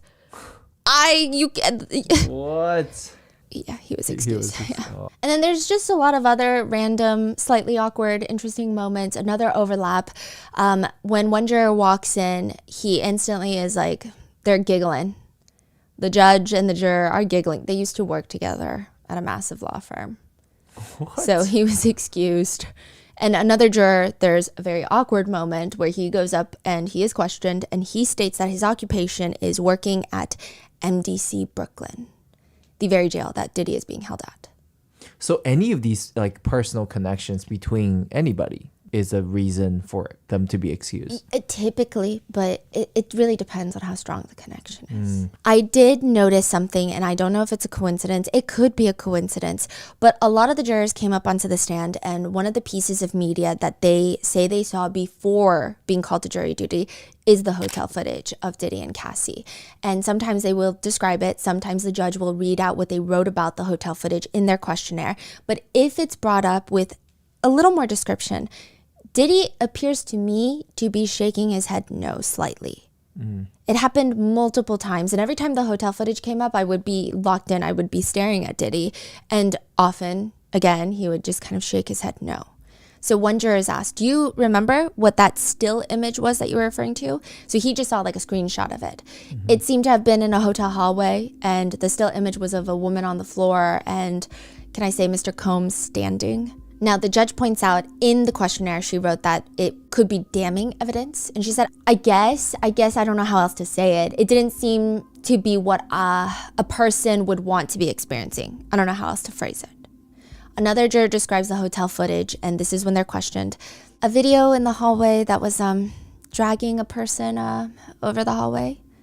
And Diddy would kind of shake his head no. Later, the same juror states they saw, quote, parties, and there were like headlines in the news, parties, and there were different situations with people who were very uncomfortable after certain periods of time, and they feel like they were drugged, put something in their drinks, and then they remember, and then there were situations that people were abused, that they were taken advantage of. One juror describes the hotel video as, I saw the video of Mr. Combs and this person.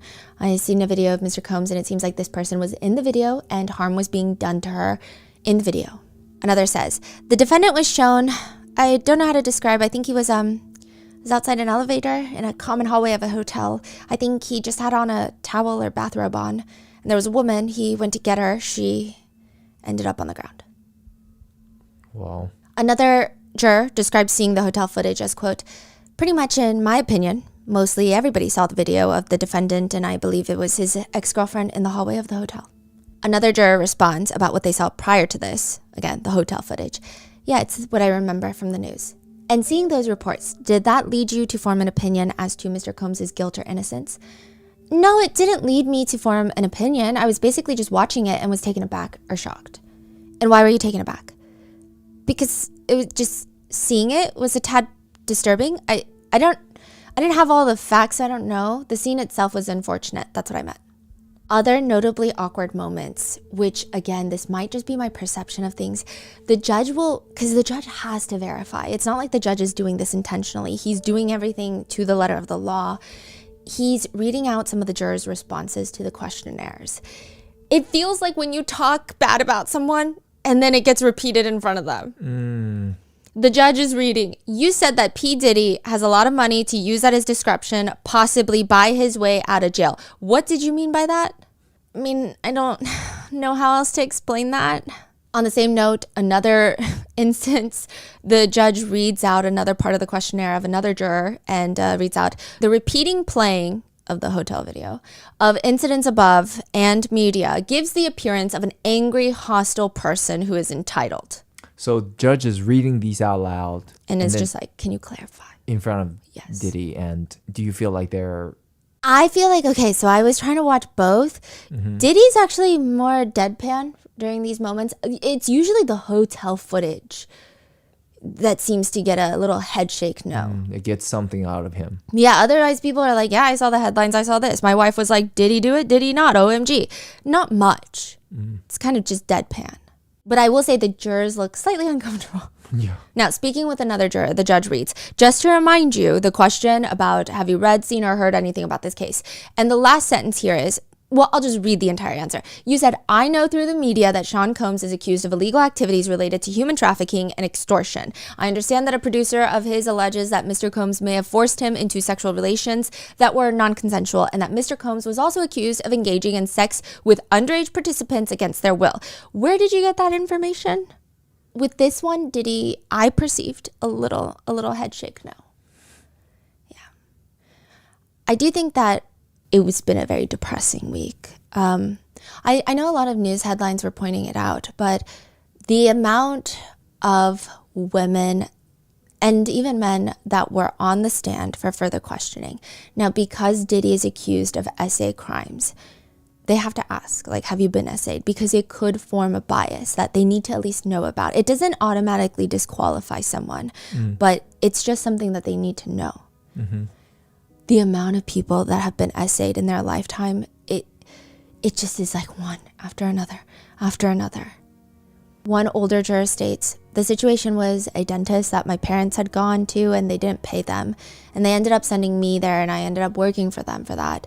It was a very blurry authority versus a person who is not paying for their dental bill.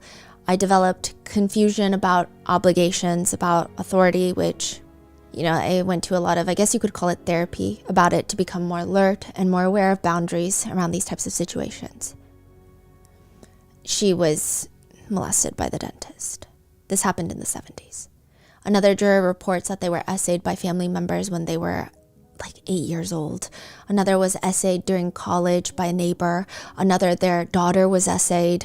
Another was, there was attempted essay by a random person on the street. And the most depressing part of it is not even just the sheer amount of people that have those traumatic life experiences, is the fact that a lot of them do report that they didn't go to the police about it. I mean, they don't go further into it, but you can imagine it's just, what are the police going to do? That's the feeling. One Marine vet, he came out, he looked like a sports dad. So I was trying to understand the vibe, such a weird word, of each juror as they came out for individual questioning. He looked like a sports dad. He looked kind of buff. He's a Marine veteran. His wife was also in the Marines. And he tells the judge, my wife was a uniformed victim advocate in the Marine Corps in South Carolina. She's in the Marine Corps. We both were. And he admits, yes, potentially, I would be biased in this towards an alleged victim. And the judge excuses him for cause, thanks him for his service, and thanks him for being there. But it was a very interesting moment of having a very buff, statured guy walk up there, a Marine vet, and in front of Diddy say, yeah, I'm going to be biased towards the victim. There were a lot of people who have had experiences with DV. One juror states that their sister was a victim of DV. Another had friends that were ultimately deceased from DV. It's just like back to back to back. Another juror, she seemed, at least in my opinion, traumatized by even having to answer the jury duty questionnaire.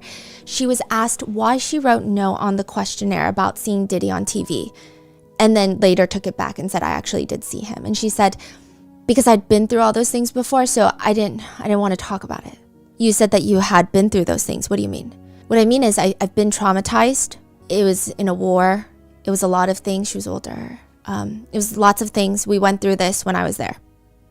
She was excused. So a lot of the testimonies were just, not testimonies, but questionings were incredibly raw and difficult to get through. There were a lot of medical concerns, a lot of people that were very sick. One woman, she has ocular migraine, so she needs to take breaks, put her hands above her eyes and rest for her vision to come back. Another juror has 7 stents in their heart and has to take medications that would make it nearly impossible for them to come here and serve on the jury every day. And I think the very jolting part about watching and listening to the jury selection questions is I feel like we meet a lot of people in our daily lives, but to have everyone's life encapsulated in a 10-minute, like they go through their most traumatic moments, they explain their job, their occupation, they talk about other random facts like my cousin is a law enforcement officer. I have a degree in psychology. So it feels like you get a very deep snapshot, not just of like the pretty resume, but like all of the aspects of what makes someone who they are in 10 minutes. And it also is just so depressing after depressing after depressing. Yeah. And I think that's why this next incident became, I guess, a more funny moment in court. Although I don't think it's funny. I think just everything is so depressing. A slightly older woman walks into the courtroom, a juror, and at least from my impression from the other side of the courtroom, she appears very timid in her body language. Like how old is she? 50, 60. Okay. She sits down next to the judge. She's one of the dozens of jurors that's going to be questioned. The judge says, in question 9B, the question was, would you be able to listen to and discuss matters of a sexual nature with fellow jurors? And your answer to that was no. And you gave a reason for it. And is it okay if I ask you about that while you're sitting here? Sure. Her voice is like, sure, like kind of shaky. What was the reason for your no answer? Shakes again. It sounds like her voice is breaking. I'm a very sensitive person, and I could faint or black out. When I was in junior high school, during the health education class, the teacher brought up, well, it shouldn't have been, but they brought up blowjobs, and I actually fainted. And the teacher and everybody surrounded me and said, what's going on here? And I was so embarrassed, I said I fell asleep when I didn't. And so I feel that if I were to come into mental contact with something similar, I wouldn't be able to speak coherently, and I wouldn't be a good juror. She is excused. I think that was a very notable moment in the courtroom. An older woman was asked about how she responded to a question if she could be fair and impartial. And she says that she does have a level of anxiety about the idea of being on the jury. She says, it's very unfamiliar situation, I guess. It's not very familiar. It's unfamiliar. It's an unfamiliar environment, and I'm not used to being listened to intently and to having my answers matter very much. Wow. In question 9, you were asked if there's anything in the nature of evidence or graphic videos and photographs, including videos of physical violence, that would make it difficult for you to be fair and impartial. You said no, but you answered, I cannot predict my response and what the images will be. What did you mean by that? I've seen people die in front of me, like I watched somebody get run over by a train. There have been a few other situations in my life. I've seen horrible things actually happen, and I was okay with it. Not okay with it, but it didn't become a second problem. When something utterly horrible happens in front of me, I tend to shut down or just kind of call 911 or anything like that. But I guess in a video, it's detached. So she's saying like she's not 100% confident, but she assumes she'd be fine. Another juror raises concerns. You know, the only thing that I was and put in the prior question is that to me, you have the life of somebody on your hands. So to me, this is a very difficult part. Yeah. I don't know. I think I can do it, but it's something that I have to be very sure that person, Yeah. I will say that the media is reporting a lot of jurors just didn't want to be there and didn't want to serve. I actually didn't necessarily get that being in the courtroom. I think the transcripts do kind of read that way. I'm sure a lot of them just looked annoyed to be in jury duty, but it wasn't like they were coming up with a million excuses to try and leave. They just seemed kind of like, I don't know if I can do 8 weeks because I'm going to lose my job. I'm going to have financial hardship. Like, I can't. A lot of people seemed relatively neutral, if not like, oh, yeah, I guess jury duty, right? But there was one juror where I'm like, I don't think this woman wants to be here at all. She walks in and she tells the judge she has a new scheduling conflict. Her son is graduating high school and she wants to be there. It's the second week of June. Trial is supposed to go into July. The judge starts asking her, what day? I don't recall. On a Friday? I don't remember. Okay, what time of day is it? It starts, I think, around 10 or 12. And you don't know the day, like it's a Wednesday, Thursday. I don't recall. Which week is it? I can't say. I don't remember. Okay, well, you clearly thought about this after you did your questionnaire, but you didn't go look to see what the date was or what the time was or any of the details of the event? Well, I rely on my son to tell me these things, and he didn't yet. He says he didn't know it himself yet. But I remember when my first one was graduating, it was around this time. All right, where does your son go to school? Like, where is it? In the city? It's in Westchester. They move on, and the judge asks her if there's anything else she needs to change from her questionnaire. She says, I think there was. I don't know. So there were questions about violence and graphic. Yes. Images and stuff like that. So I don't think I can do that. Why? I'm battling depression right now, and I don't think that's going to help in my recovery. Which, side note, this is not me insinuating. Like, I think that's a very real thing. But then the next part, the judge says, all right, so in your questionnaire, why did you say that you did not have a problem looking at that type of material? I don't know. I was overwhelmed. I didn't realize. I didn't know about the case at all. All right. Anything further that you wanted to change in your questionnaire? I didn't know about the case then. Now I do. What did you see? It was music. It was a song that I heard about the case. How did you come upon hearing this song? It was on like a Russian comedy channel. She does get excused for cause. I did find the Russian comedy channel. Wait, what? It's just like a SNL skit vibe of P. Diddy. Oh. So she's like, yeah, I saw that now. Oh. It did seem like she wanted to get out of it. Maybe she wanted to get out, at least to me. Maybe she wanted to get out of it because it's too much, too intense mentally, and she was just looking for any reason. I think that could be the case. Okay. One thing that I do think is very interesting, and I don't even think there's any sort of measure that we'll have at the end of the trial for this. There were moments, and I was talking to my researchers, so it's not just me. There were moments where it's like in the back of your mind, right? I felt like I made eye contact with Diddy. And of course, like there's other things I'm thinking about. I'm taking my notes. But then in the back of my mind, like once or twice, it's like, oh yeah, this guy is famous. Like it's just like a thing. Like, cause you see him on TV, you see him on screens, you hear people talk about him. And then it's a reminder of like, oh, whoa, this is the same person in the courtroom. These are the same people, right? Mm-hmm. Now, I don't know. I think it would be interesting to psychologically study the jurors for that. I don't think they can, but you get what I'm saying of during individual questioning of the jurors, there are so many times where it looks like Diddy is trying so hard to connect with them. Maybe he just likes to connect with people. Maybe it's for his case. He would seemingly sympathetically nod his head as jurors talk about hardships that they go through. Or if a juror has an awkwardly cute or funny moment, he would sometimes smile. I mean, it's not like a big toothy grin, but he's smiling. So for example, one juror is asked if she knows any people on the peoples and places list. And she says, I don't, but I wish I did.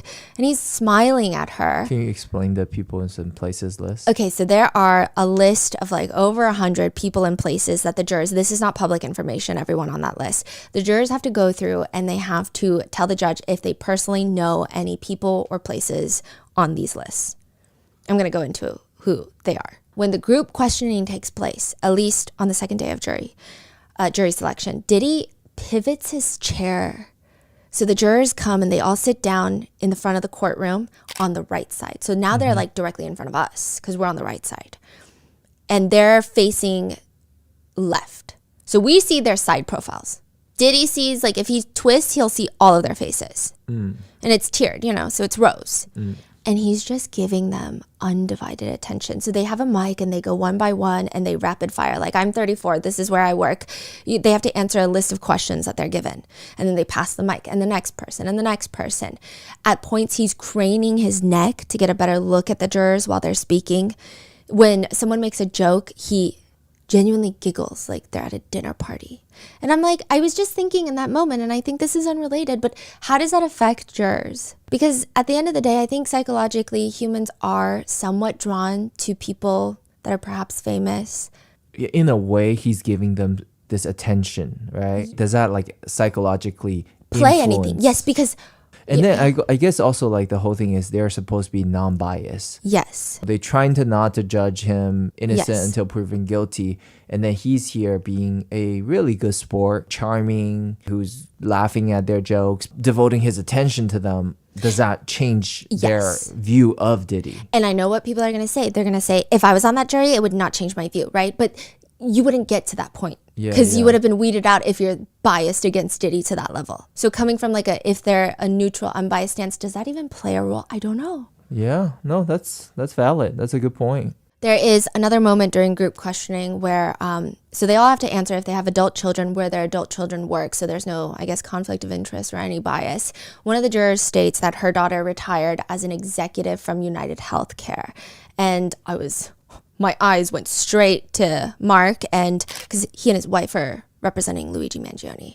At least from my perspective, it did seem like Kenny and Mark Agnifilo shared a look. It looked like a mental note look. It didn't look panicked. It didn't look crazy. It just was like, oh, but it was interesting nonetheless. Yeah.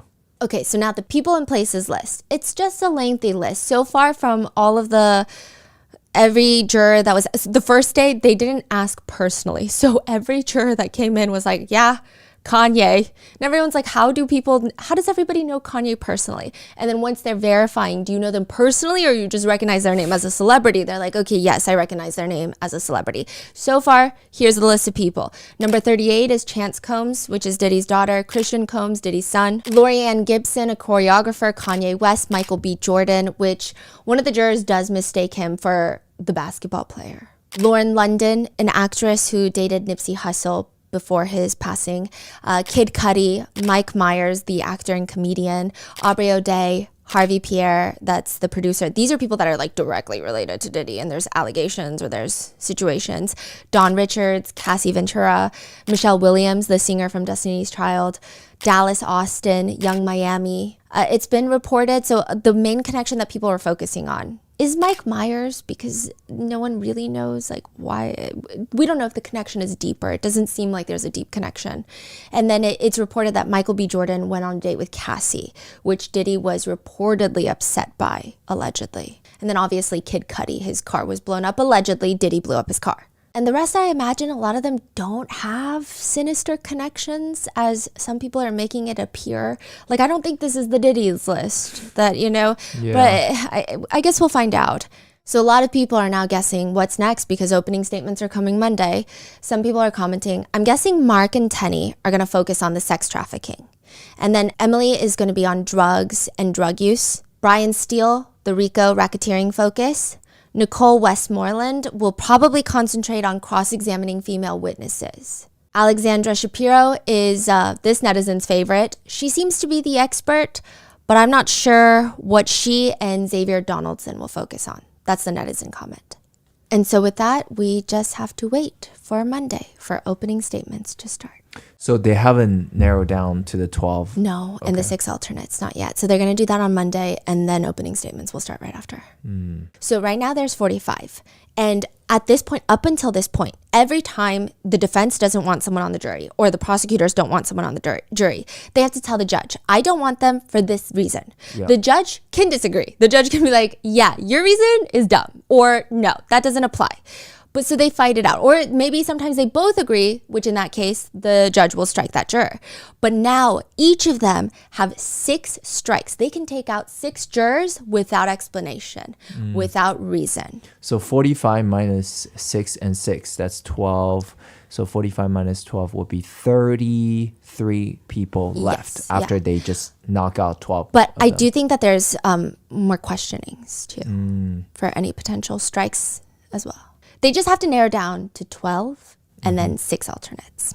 But I think it'd be interesting to see who they strike out just because they're like, I don't want to give a reason. It's interesting. So a lot of decisions will be made on Monday, and I will be in the courthouse, and I will be right here right after, and I will see you then.